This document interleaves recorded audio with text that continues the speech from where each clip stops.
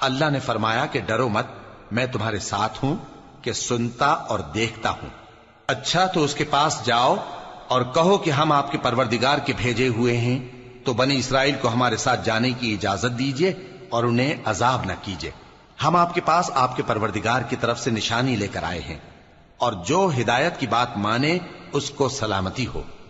ہماری طرف یہ وحی آئی ہے کہ جو جھٹلائے اور منہ پھیرے اس کے لیے عذاب تیار ہے۔ غرض موسیٰ اور ہارون فرعون کے پاس گئے، اس نے کہا کہ موسیٰ تمہارا پروردگار کون ہے؟